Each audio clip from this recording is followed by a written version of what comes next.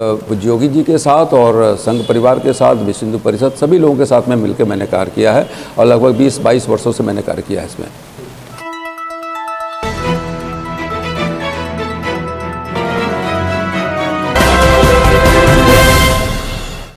AIIMS नई दिल्ली व सफदरजंग नई दिल्ली के सीनियर डॉक्टर अब आपके शहर सिवान में। डॉक्टर उमेश, नवजात एवं शिशु रोग विशेषज्ञ, चिकित्सा पदाधिकारी, सदर हॉस्पिटल सिवान। डॉक्टर उमेश जो आपके बच्चों का कर रहे कुशल व बेहतरीन इलाज। सुशीला देवी हॉस्पिटल, डॉक्टर उर्मिला अखौरी के सामने, hospital road Siwan. Mobile number 9199720654 और 7250722154।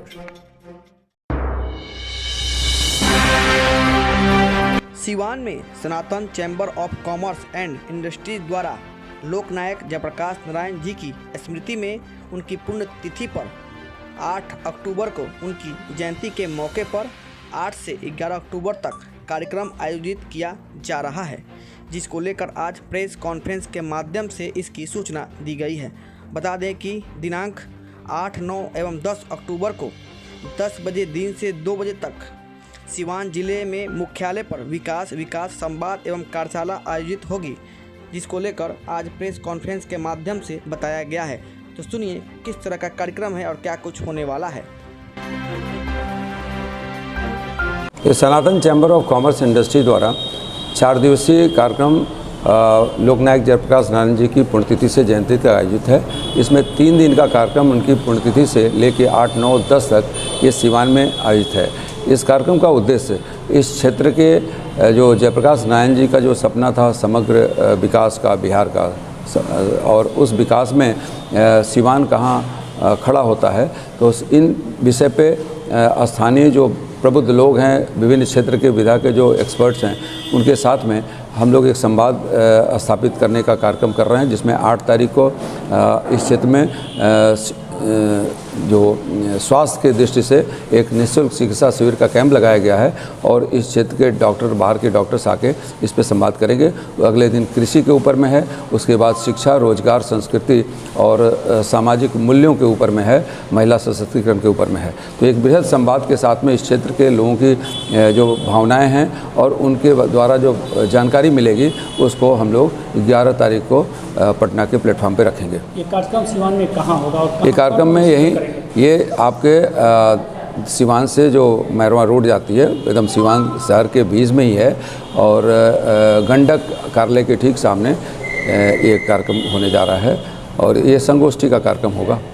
इस संगोष्ठी से किस तरह के फायदे लोगों को होंगे? देखिए, एक तो इस क्षेत्र के जो छिपी हुई प्रतिभाएं हैं उनको चिन्हित करने का काम और इस क्षेत्र में जो महान योगदान अपना कर चुके हैं उन लोगों के नाम से सम्मान, और जो लोग अच्छा कार्य कर रहे हैं हर क्षेत्र में, चाहे वो क्रीड़ा के क्षेत्र में हो या शिक्षा के में हो या रोजगार में आपके व्यापार में हो या फिर सामाजिक क्षेत्र में जो कार्य कर रहे हों, तो हर क्षेत्र में जो लोग आगे बढ़ रहे हैं उनको और प्रोत्साहित करने के कार्य के उद्देश्य से किया जा रहा है।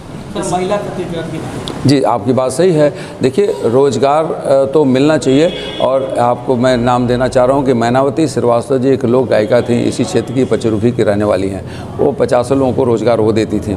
तो हमें तो रोज़गार पाने और रोज़गार देने वाले लोग भी चाहिए जो इस क्षेत्र में लोगों का सम्मान बढ़ा सके।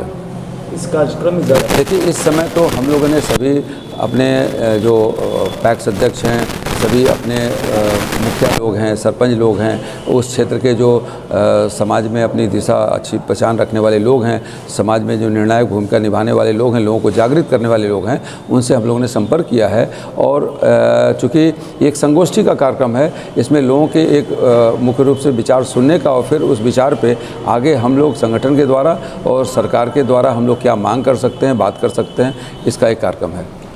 हमारी अपील यही है कि जो कृषि के क्षेत्र में बहुत सारे ऐसे लोग हैं जो अच्छा कार्य कर रहे हैं, वो कम से कम अपने आसपास के क्षेत्र में और लोगों को भी आगे प्रेरित करने के लिए अपने ज्ञान का प्रचार प्रसार और उसका सम्मान करें। मैं एक संयोजक की भूमिका इसमें निभा रहा हूँ कि सभी को एक प्लेटफॉर्म पे खड़ा कर सकूँ। ये तो देखिए, अभी कुछ दिन पहले, महीना भर पहले हम लोगों ने एक हेल्थ कैंप दरौली के प्रखंड में लगाया था और अभी यहाँ पर लग रहा है और ये लगातार लगेगा, क्योंकि हम लोग अभी सभी डॉक्टर लोगों को ये कम से कम कर रहे हैं कि आपने तो पढ़ा लिखा अच्छी अपनी कमाई भी कर रहे हैं, लेकिन महीने में कम से कम एक दिन समाज सेवा के लिए दीजिए। ऐसे प्रेरित लोगों को करके निःशुल्क, और इस दिन निःशुल्क रहे, वो गरीब दीन दुखियों को कम से कम मुफ्त में सलाह और जांच हो सके, उनका इलाज हो सके।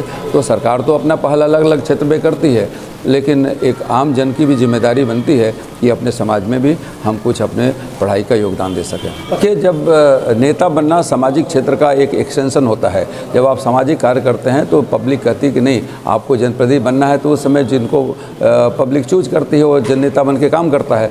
लेकिन सामाजिक कार्य करने के लिए नेता बनना जरूरी नहीं है, लेकिन नेता बनने का जो स्टॉप है, एक प्लेटफॉर्म होता है, वो अपनी बात को अलग अलग प्लेटफॉर्म पे रखने का उनको अवसर मिलता है। और सामाजिक कार्य करना तो कोई नेता बनने की आवश्यकता नहीं है, हर आदमी करता है उसको। अक्सर देखा जाने वाला वैसे समय में देखिए, आपने जो बात कही तो सेवा करते करते राजनीति में आ जाता है। अगर आप कोई भी काम करते हैं तो आपके पब्लिक अगर आपकी बात करती कि नहीं, आप ये मुहर लगाती है, तो वो लोग वो काम करते हैं। राजनीति सामाजिक क्षेत्र का एक एक्सटेंशन है, वो विकल्प नहीं है, वो एक शुरुआत और अंत नहीं है, वो बीच में कहीं पड़ाव हो सकता है। तो राजनीतिक अगर कोई किसी का पेशा है तो मुझे नहीं मालूम, ऐसा नहीं होना चाहिए। राजनीति समाज क्षेत्र का कार्य कर, सामाजिक कार्य करने का एक माध्यम हो सकता है। सर, एक सवाल कि आप राजनीति से क्या गुण मिला है कि सीवान को उस तरह से बदला जाए, क्या कुछ आपने सोचा? देखिए, हमारा तो हिंदुत्व के लिए मैं राष्ट्रवादी अभियान के लिए, हम लोग राष्ट्रवाद के लिए काम करते रहे। मेरा झुकाव जयप्रकाश नारायण जी भी एक राष्ट्रवादी अभियान में, जिन्होंने 1977 में इस कार्य को मैं जब हाई स्कूल का परीक्षा दे रहा था तो उस समय उनके आंदोलन को मैंने देखा है। 74 से 77 का आंदोलन मैंने फील किया है। तो बिहार को विकास के लिए जयप्रकाश जी ने बहुत अच्छा काम किया था, उनका भी राष्ट्रवादी एक अभियान था। तो इसी तरह से गोरक्षपीठ ने भी राष्ट्रवादी अभियान में बहुत काम किया है। भगवान राम के मंदिर को बनवाने में श्री गोरक्षपीठाधीश्वर भरवीन अवधनाथ जी महाराज उसके नायक रहे हैं। तो एक भगवान राम तो पूरे देश के नायक हैं, और भगवान राम के आदर्शों पे हम चलने की अब कोशिश करें तो इससे बड़ी बात कुछ नहीं होगी कि यहाँ तो पूरे भारतवर्ष में 25-30% लोगों के नाम में राम जुड़ा हुआ है।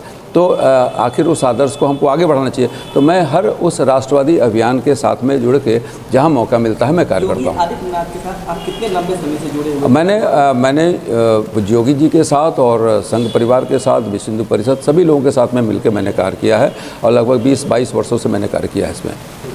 किस पद पे हैं अपने पद से? मैं राष्ट्रीय महासचिव chamber of Sanatan chamber of industries, commerce industries का मैं राष्ट्रीय महासचिव हूँ।